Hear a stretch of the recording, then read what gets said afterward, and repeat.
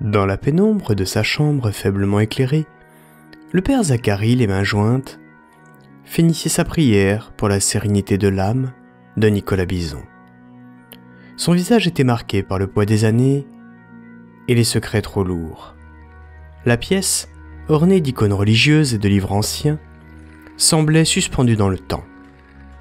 Michael Cefangelo s'était installé sur une chaise, à côté d'un petit guéridon, sur lequel il avait posé son dictaphone et son carnet de notes.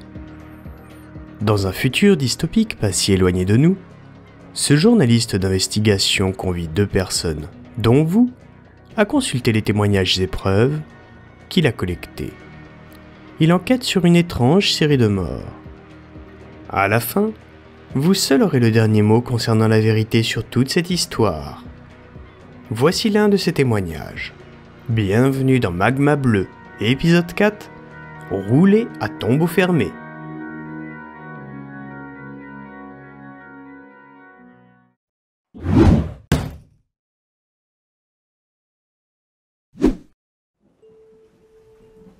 Nicolas était plus qu'un ami. Il avait cette force en lui, cette conviction que malgré tout, l'humanité pouvait choisir un chemin plus vertueux. Ça m'est difficile d'en parler. Maintenant qu'il n'est plus là, je me demande si nous n'avons pas été trop naïfs, trop inconscients. Depuis l'éclatement récent de l'Église catholique, il n'y a plus de pouvoir central. J'ai la chance de faire partie d'un de ces évêchés de l'ancienne France qui sont restés unis, tout en restant fidèles à l'évêché romain. Ce n'est pas le cas de tous. Certains diocèses ont préféré rejoindre des regroupements protestants ou orthodoxes. Le lien entre la situation de Nicolas et l'éclatement de l'Église est plus profond qu'il n'y paraît. Nicolas a été ébranlé par cette division, voyant en elle un reflet des fractures de notre société. Car ces fractures sont le fait des actions des hommes et à ce titre, Nicolas croyait que la technologie en était l'un des catalyseurs. Dès ses débuts en politique, il avait ses convictions chevillées au corps. Si nous ne faisons rien, les gens vont se faire dévorer par la technologie et notre pays ne sera plus qu'une somme d'individualités. Voyons, tu ne vois pas assez loin, Nicolas. Qui utilise la technologie? Les hommes. Elle n'est qu'un outil. Il faudrait plutôt se poser ces questions. Pourquoi est-elle dévoyée? Par quelle facilitation? Et surtout, qui en profite le plus? Les industriels. Réfléchis quand même. Les entreprises ne sont là que pour faire leur beurre, qu'elles soient grandes ou petites. Tout ce dont elles profitent, c'est de l'argent sur leur compte en banque. Mais qui profite réellement de ces dérives? Je dirais qu'à l'arrivée, il y a toujours l'État. Exactement, tu vois quand tu veux. Mais père Zacharie, le problème de la technologie, c'est qu'il est ancré dans le présent. Je ne fais pas attendre qu'advienne une hypothétique société sans État pour essayer de faire quelque chose. Je comprends, Nicolas. Mais tu crois vraiment que tu peux agir? Tu n'es pas le premier à t'engager en politique avec de belles idées. Et n'oublie pas ton épouse, tes enfants, et tu as un emploi également. Mais si je ne le fais pas justement pour mes enfants, qui fera? Nicolas Bison dirigeait le parti bioconservateur, un groupe s'opposant à l'avancée effrénée de la technologie. Son combat, c'était d'aider le pays à conserver son âme, tandis qu'il est tiraillé entre progrès et tradition. Pour autant, il ne voulait pas que des questions d'ordre religieuse entrent directement dans la balance, afin que son parti puisse accueillir le plus de soutien possible. Mais ce qui était sa plus grande force était aussi ce qui lui faisait défaut. C'est qu'il préférait avoir raison que gagner. Et dans une société qui valorise la forme plutôt que l'honnêteté, cette intégrité rendait le message difficile à vendre. En parallèle, Nicolas était confronté à un problème de taille qui ne facilitait pas sa mission. Unifier les différents courants au sein du parti bioconservateur. Il cherchait inlassablement à apaiser les dissensions, mais rencontrait une farouche opposition. Parmi celles-ci, il y avait Noëlle Bourgoin, une bioconservatrice de tendance rationnelle, surtout motivée par des intérêts personnels plutôt que collectifs. Il y avait également Melville Lang, un paroissien d'ailleurs, qui prenait une séparation stricte entre les courants rationnels et religieux du parti. Bien qu'il n'était pas rattaché à d'autres organisations, Melville souhaitait que le parti prenne une direction plus portée sur la dimension religieuse, justement. Ensuite, on commence à avoir des profils plus virulents. À commencer par Hugues de la Ronde. Bioconservateur religieux, celui-ci critiquait la timidité de Nicolas et appelait à des actions radicales, voire violentes. Il était la principale figure de cette opposition. Enfin, Serge Godin et Bruce Desrosiers, tous deux lieutenants du précédent, avaient une position des plus intransigeantes. On était soit avec eux, soit contre eux.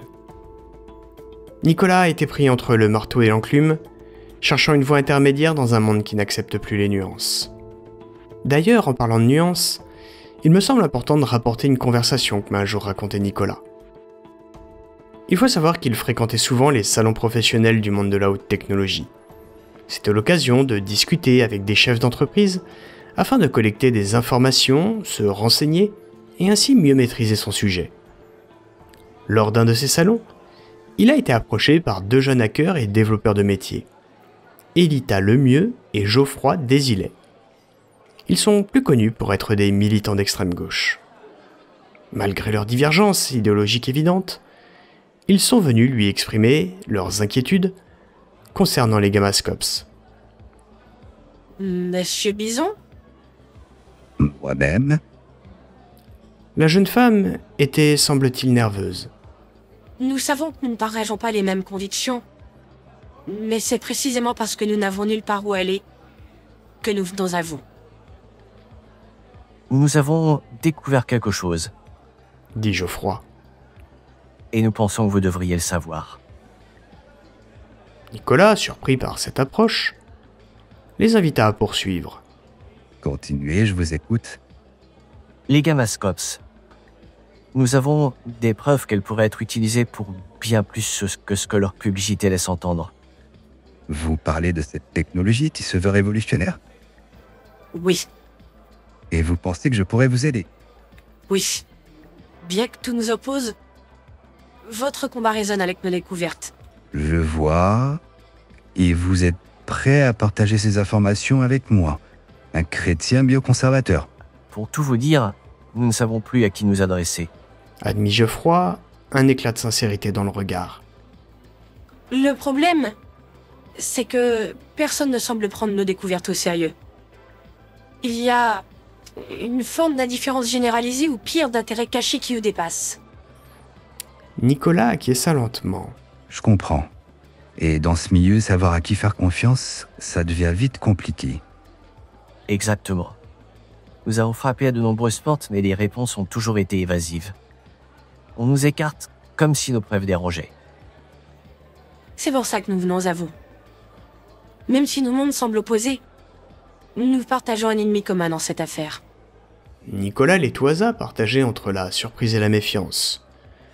On lui avait fait plus d'un coup tordu depuis qu'il était en politique, et il avait alors appris à se méfier. Bien. Je suis disposé à vous écouter. Mais vous excuserez ma méfiance. Par sécurité, nous nous verrons dans un lieu public. Quand peut-on se rencontrer pour approfondir cette discussion? Dites-nous, et on s'adaptera. Répondit Geoffroy dans un soupir de soulagement. La discussion se poursuivit sur les modalités du rendez-vous, puis d'un mouvement de la main, Elita envoya sa fiche contact sur la waphone de Nicolas depuis la sienne. Après quoi, ils convinrent d'une date que, malheureusement, Nicolas ne put jamais honorer. Juste après cet échange, il fut interpellé par une jeune femme elle aussi présente à ce même salon. Celle-ci l'avait marqué car elle avait un style vestimentaire très sobre et très soigné, tandis qu'elle dégageait une froideur telle qu'elle ferait passer un glacier pour un feu de camp. De quoi vous ont-ils parlé? Invectiva la femme. Bonjour, madame. Et ça ne vous regarde pas. Dès lors qu'il s'agit des intérêts de mon entreprise, tout me regarde. Nicolas n'eut pas le temps de lire son nom sur son badge visiteur, car elle lui tourna les talons aussitôt, mais il reconnut clairement le logo de Gamma. L'histoire aurait pu s'en tenir là, mais peu après son retour, il apprit une funeste nouvelle au moyen du bouche à oreille. Le collaborateur d'un homme qu'il avait rencontré lors d'un des 10 salons était décédé de façon étrange, ses gammascopes sur la tête. Cela aurait pu, là encore, passer pour un fait anodin, mais le hasard a voulu que Nicolas ait connaissance de 2 autres morts suspectes, elles aussi liées aux gammascopes, celles de 2 chercheurs universitaires. Il ne lui en fallut pas plus pour faire le lien et chercher à en savoir davantage. Ainsi a-t-il demandé à 2 de ses collègues, Asa Khoury et Sabine Cuyerier, de mener leur petite enquête. Que 2 membres du PB aient posé des questions au sujet d'une nouvelle technologie ne surprendrait personne compte tenu du sujet. Car Nicolas devait ménager la chèvre et le chou, puisque les premières élections du gouverneur de la province européenne de France arrivaient enfin. Les premières, 10 ans après l'entrée en vigueur d'un énième état d'urgence.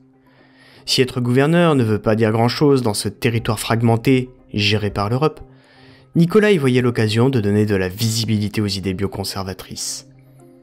C'était le moyen le plus sûr pour donner du crédit à ses propos, tout en coiffant ses opposants au poteau. Il voulait aussi donner une autre image, et que les gens puissent faire une distinction claire entre eux et Orab, l'ordre rénové de l'aube blanche. Comme je l'ai dit, notre monde est dépourvu de nuances. Et le simple fait qu'un éminent membre du parti bioconservateur soit aussi le leader d'Orab posait de gros problèmes en termes de réputation. Ainsi, un jour est-il venu chercher conseil auprès de moi. C'est d'ailleurs à cette occasion qu'il m'a rapporté tout ce que je viens de vous évoquer. Mais tu ne peux pas tout simplement exclure Monsieur Delaronde du parti? Si c'était si simple, ça résoudrait beaucoup de problèmes. Mais Hugues a de nombreux appuis et si je fais ça, je perds tous mes soutiens bioconservateurs religieux. Or, c'est le fruit de plus de 5 ans de travail pour parvenir à nous réunir sous la même bannière. D'ailleurs, je ne t'ai jamais posé la question. Qu'est-ce qui distingue les bioconservateurs religieux des rationnels? Les rationnels partent du principe qu'après tout, chacun fait ce qu'il veut. Mais ils pensent aussi que l'État doit intervenir pour mettre en place des garde-fous afin que la recherche et la mise sur le marché de la technologie ne se fassent jamais dans la précipitation. Il ne s'agit pas d'interdire, mais de prendre le temps. Et les religieux? Cela ne voit le sujet qu'au regard de leurs convictions religieuses. Ils estiment que la technologie sans conscience facilite le péché qui nous coupe de la grâce de Dieu. Ne pas tort. Oui, mais pour eux c'est une raison suffisante pour interdire et légiférer sur ces technologies. Je comprends. Mais n'as-tu pas peur que les aspirations des rationnels ne finissent par entraîner toujours plus de légifération, elles aussi? C'est un risque, en effet. Donc, ce qui distingue les bioconservateurs rationnels des bioconservateurs religieux n'est pas tant la religion, tu es toi-même chrétien, ni même l'objectif, mais la démarche, si j'ai bien compris. Exactement. Parler de bioconservateurs religieux n'est pas adapté en fait. Mais depuis que les médias les ont désignés ainsi, ça a fini par rentrer dans le langage courant. Pour ton premier problème, propose à Monsieur Delaronde d'être ton suppléant ou ton vice-président, quelque chose comme ça, je sais pas comment tu appelles ça. Avant que tu ne protestes, note que cela te permettra d'avoir un œil sur lui. Tu gagneras en popularité chez ses soutiens, et lui sera davantage tenu de composer avec toi. En réalité, ce n'est pas un cadeau que tu lui feras. Ça va faire jaser, mais c'est une bonne idée. Merci mon père. Pour l'histoire des gammascopes, c'est plus problématique. Il y a trop de zones d'ombre. L'autre jour, tu m'as même dit au téléphone que tu avais reçu des menaces. Il faut que tu sois prudent. Remets donc plutôt ça à la Providence. Tu ne dois pas oublier que tu as ta femme, tes enfants, et que tu t'es engagé devant Dieu pour eux lors de ton mariage.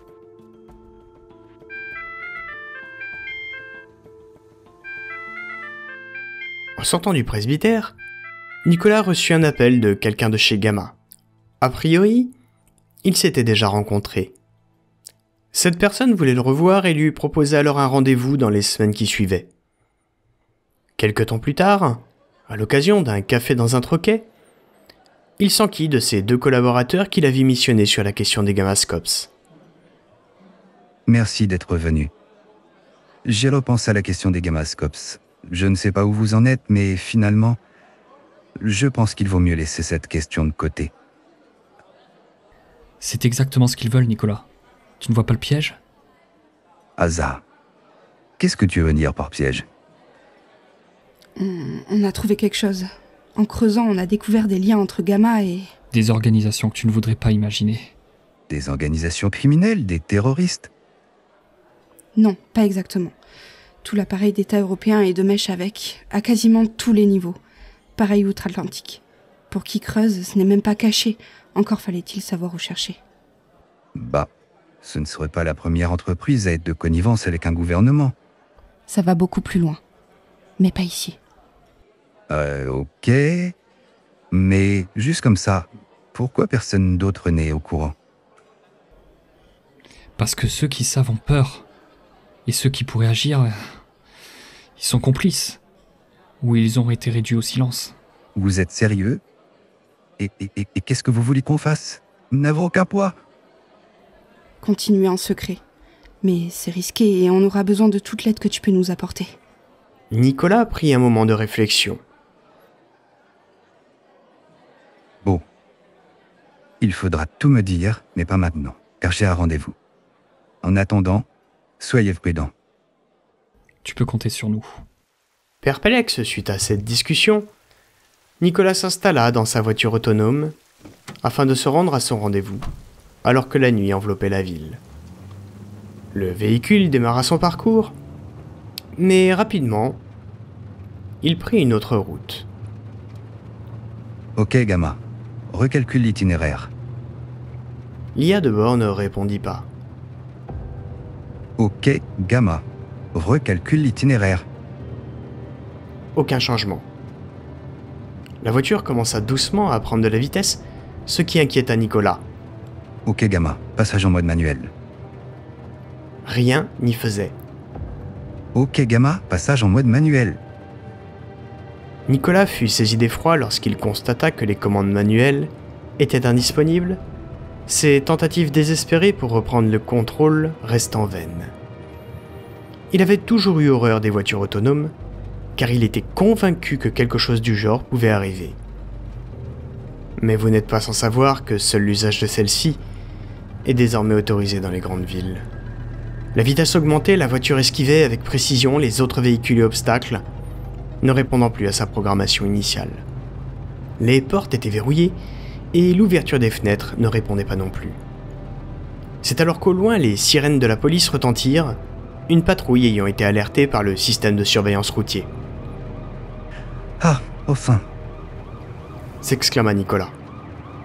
Les agents, à travers leurs haut-parleurs, lui ordonnèrent de s'arrêter sans comprendre qu'il n'était plus qu'un passager impuissant. « Citoyen, veuillez transférer les commandes de votre véhicule au serveur central immédiatement. »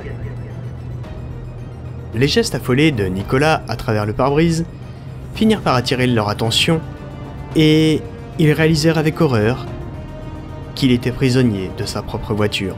« Monsieur, veuillez garder votre calme. Le serveur central tente de reprendre les commandes du véhicule à distance. » Malheureusement, leurs tentatives pour reprendre le contrôle échouèrent, la voiture semblant se moquer de leurs efforts, accélérant encore et encore. Depuis le serveur central, ils pouvaient observer ce qui se passait à l'intérieur de l'habitacle, tout en étant impuissants face à ce qui était en train d'arriver.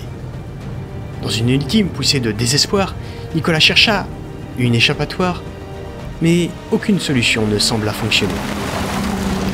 La voiture, alors devenue un projectile incontrôlable, s'écrasa contre un mur à une vitesse sans commune mesure, sous le regard terrifié des policiers. Tout ce qu'on put récupérer, c'est la boîte noire du véhicule qui me permet aujourd'hui de vous raconter tout ça.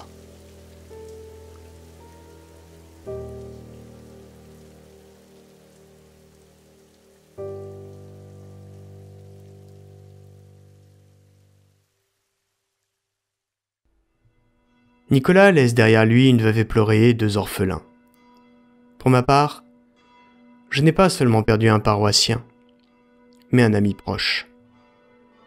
Si la disparition tragique de Nicolas laisse une empreinte indélébile dans le cœur de sa famille et sur son parti, sa mort permit également de mieux faire connaître son combat et de découvrir les idées qu'il portait. Dans les jours suivants, son accident, les médias ne parlaient d'ailleurs plus que de ça, interrompus seulement par les veillées et les hommages. Le parti bioconservateur, d'abord déstabilisé, se réorganisa autour de la figure de Hugues de la Ronde.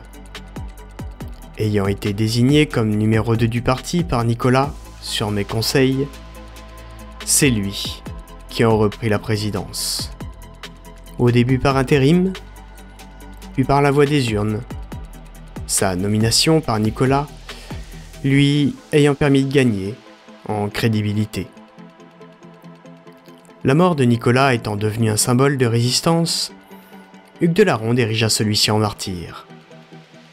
Il utilisa même sa mort afin de rallier de nombreux bioconservateurs et leur faire ainsi embrasser sa propre cause. Par la suite, il ne fallut pas plus de quelques mois pour que le PB ne devienne plus qu'une succursale d'Orab. Si la mort de Nicolas est déjà un drame, malheureusement le pire reste à venir.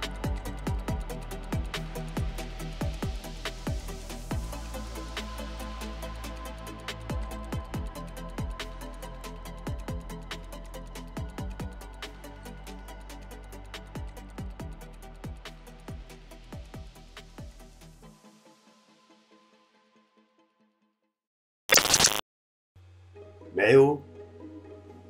Eh oh! Y'a quelqu'un? Ah! Voilà enfin. Ici Michael Sefangelo.